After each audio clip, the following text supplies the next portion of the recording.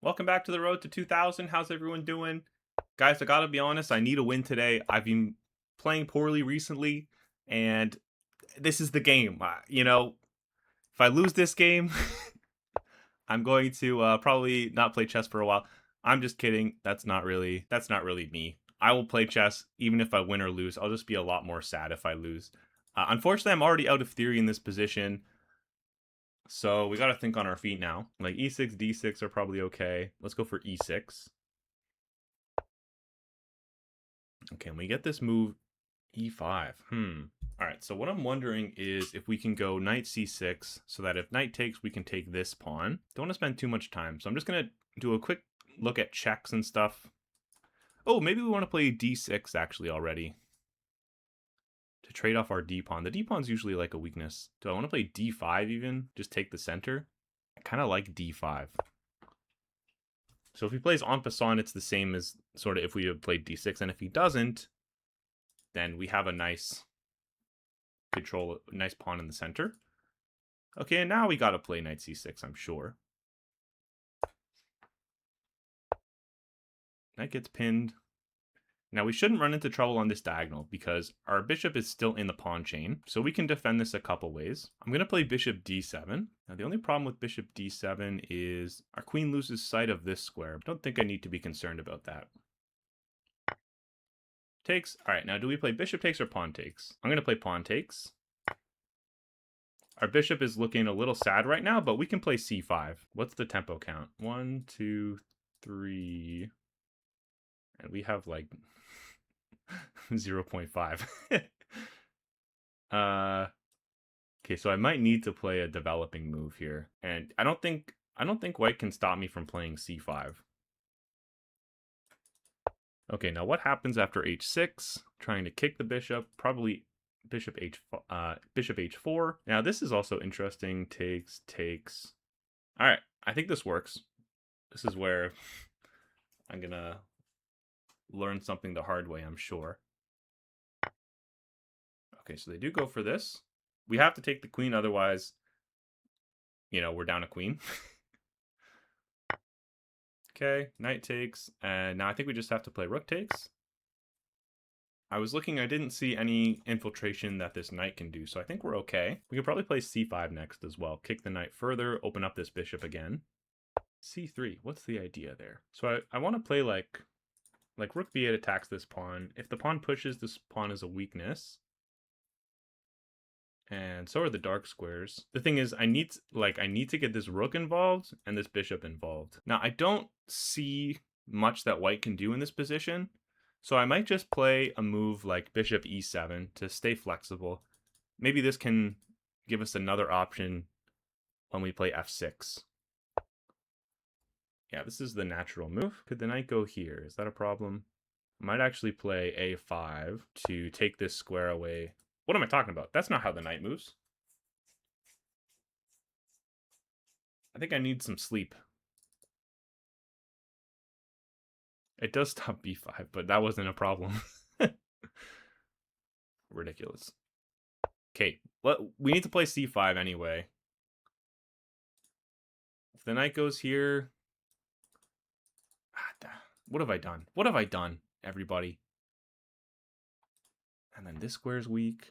So okay, he moves the knight back. Thank God. I don't know what I was going to do if it went here. Probably would have had to take. And then we're like losing this pawn for this pawn. I don't know. All right, f6.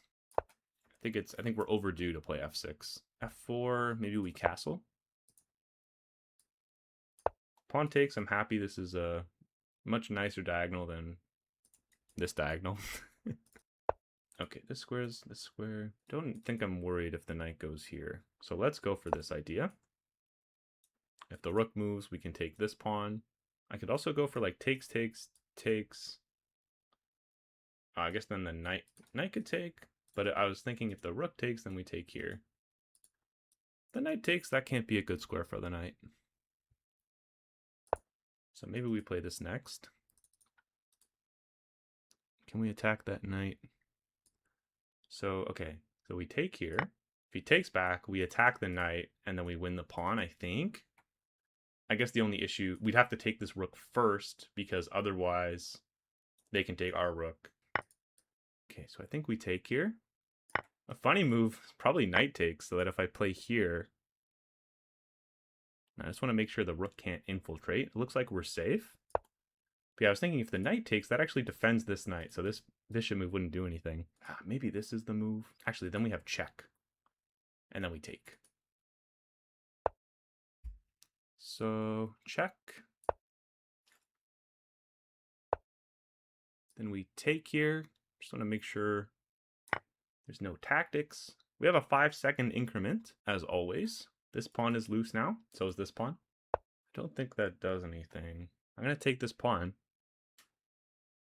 It gives us a protected passed pawn now. We can also force a rook trade and then push our pawns. Okay, that's... So I guess the problem is here, here, rook here. But we can just play this and it's check. There we go. Okay, now knights are tricky. So no blunders allowed. Maybe like this knight could go here. Oops. Oh, it doesn't let me draw. There we go.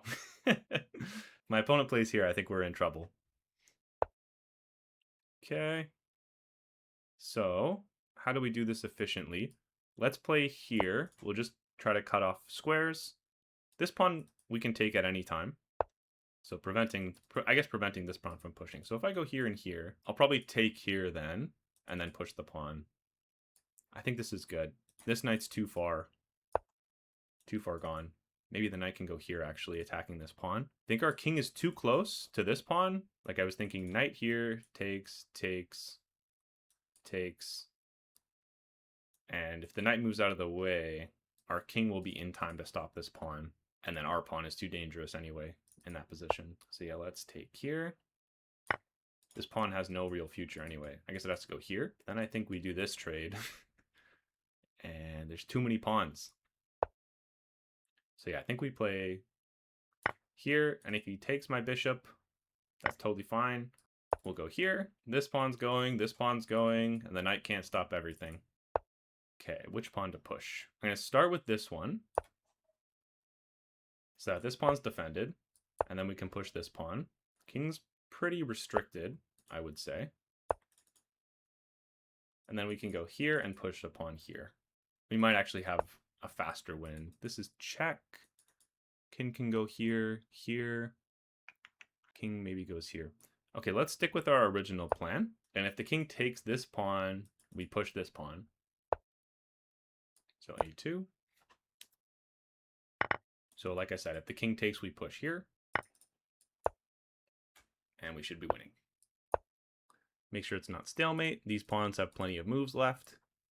So we got 2 minutes to do the checkmate. Let's take our time with it. Make sure we don't stalemate. Okay, check here. King has to go to this square. Now these pawns still have moves. All right, I think we need our bishop. And I'm always looking for my opponent's moves to make sure we're not going to stalemate. So now g5 here, check. And that should be mate. So g5 here. Okay, look, I think g5 leads to mate. I think this is mate in a couple, though. Here, check. And that's mate. Actually, that was just mate in one if the king went here. Okay, we're good. Okay, so we gained, I don't know how we gained 26 points from that. I guess my rating is still in the flux state, like because I've only played, I think this is like my 19th rapid game on Lichess. Holy shit. Oops.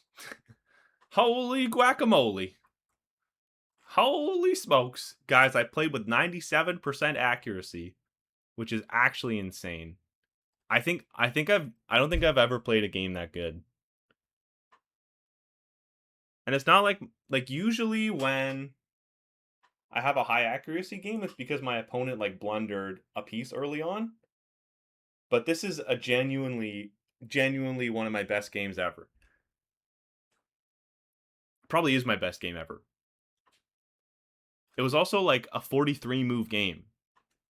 So it wasn't like I beat my opponent in opening prep. No significant mistakes found for black.